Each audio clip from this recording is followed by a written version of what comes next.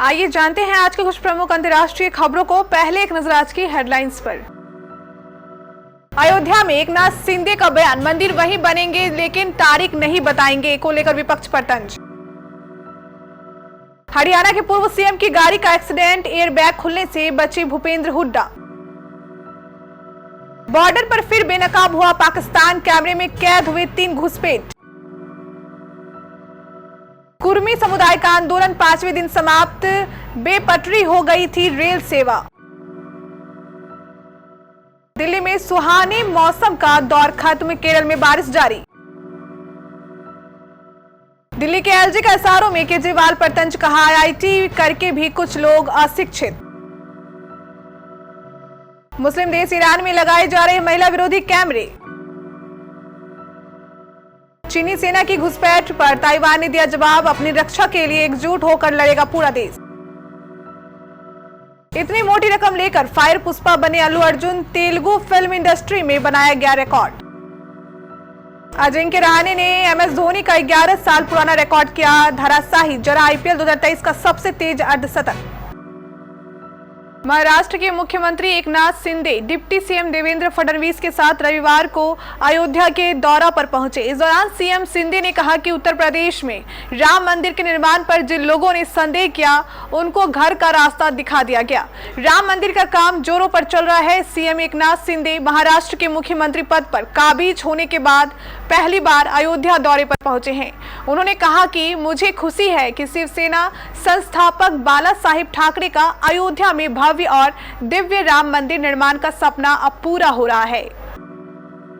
हरियाणा के हिसार में पूर्व सीएम भूपेंद्र सिंह हुड्डा के काफिले का एक्सीडेंट हो गया।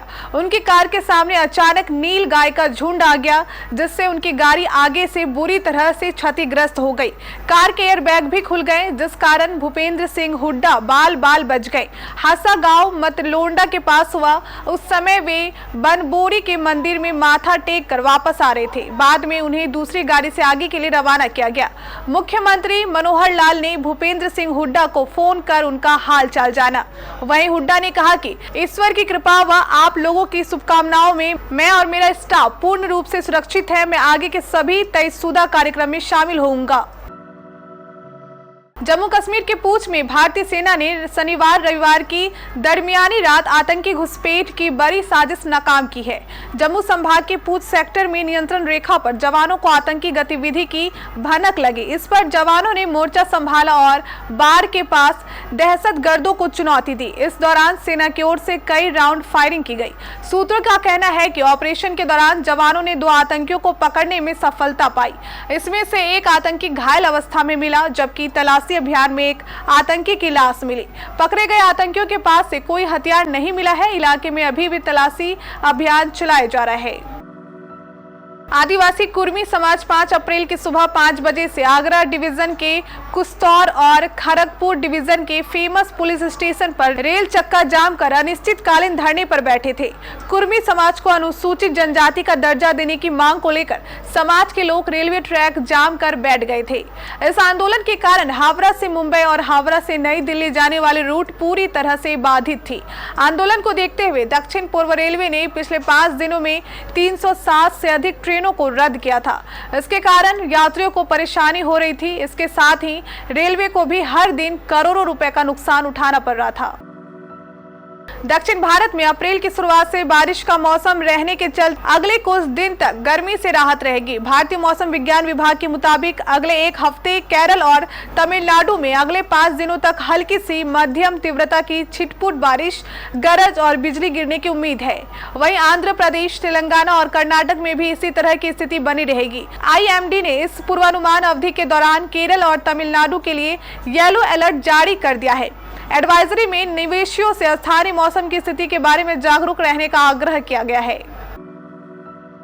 दिल्ली के उपराज्यपाल वीके सक्सेना ने रविवार को मुख्यमंत्री अरविंद केजरीवाल का नाम लिए बिना कहा कि आईआईटी की डिग्री लेकर भी कुछ लोग अशिक्षित रह जाते हैं। एलजी का बयान ऐसे समय में आया जब केजरीवाल प्रधानमंत्री नरेंद्र मोदी की डिग्री पर लगातार सवाल उठा रहे हैं। एलजी सक्सेना से सवाल किया गया कि आम आदमी पार्टी प्रधानमंत्री की डिग्री पर लगातार सवाल उठा रही है।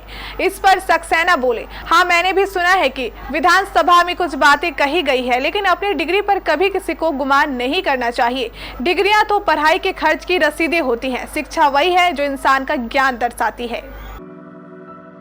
ईरान की सरकार एक बार फिर महिलाओं के खिलाफ हिजाब को लेकर दबाव बढ़ाने लगी है। ईरान में हिजाब के सख्त कानूनों को लेकर महिलाओं ने बड़ा प्रदर्शन किया था, लेकिन इसके बावजूद भी ईरान की सरकार अब इन नियमों को न मानने पर मुकदमा चलाने की धमकी दे रही है।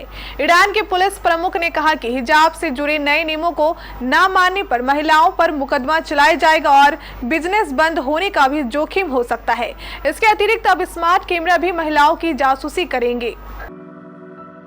चीन ताइवान पर कब्जे की फिराक में है। ताइवान की राष्ट्रपति साई इंग वैन ने अमेरिका दौरे से बौखलाई चीनी सरकार ने ताइवान की घेराबंदी शुरू कर दी है। चीन की नौसेना और वायुसेना समुद्र में बसे ताइवान की सीमाओं को लांघ चुकी है। उनके एक दो नहीं बल्कि 71 लड़ाकू विमान और 9 युद्धपोत ताइवान के आसपास नजर आए हैं।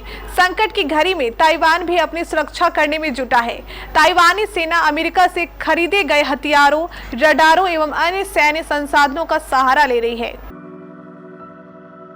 पुष्पा द राइज की सफलता के बाद अब लोगों को पुष्पा 2 का बेसब्री से इंतजार है। पुष्पा द रूल के लिए लोगों में अभी से एक्साइटमेंट और बज बना हुआ है। पुष्पा द रूल को लेकर लोगों में अभी भी दीवानगी देखने को मिलती है। इस फिल्म के डायलॉग्स, गाने लोग अभी भी पसंद करते हैं। यही वजह है कि जब हाल ही में पुष्पा द रूल का टीजर रिलीज हुआ तो यह फैंस को खूब पसंद आया है। थोड़े ही समय में इसके टीजर को अच्छे खासे लाइक्स और व्यूज मिल गए हैं। कहा जा रहा है कि इस फिल्म के लिए अल्लू अर्जुन ने मोटी रकम ली है। मुंबई के वानखेड़े स्टेडियम में चेन्नई सुपर किंग्स और मुंबई इंडियंस के बीच खेले गए आईपीएल 2023 के 12वें मैच में सीएसके को 7 विकेट से जीत मिली। इस मैच में मुंबई इंडियंस ने पहले बल्लेबाजी करते हुए चेन्नई के सामने 158 रनों का टारगेट रखा था, जिससे सीएसके टीम ने 11 गेंद रहते ही हासिल कर लिया। इस जीत में अजिंक्य रहाणे का खास योगदान रहा, जिन्होंने धमाकेदार पारी खेलते हुए कई खास उपलब्धि अपने नाम की।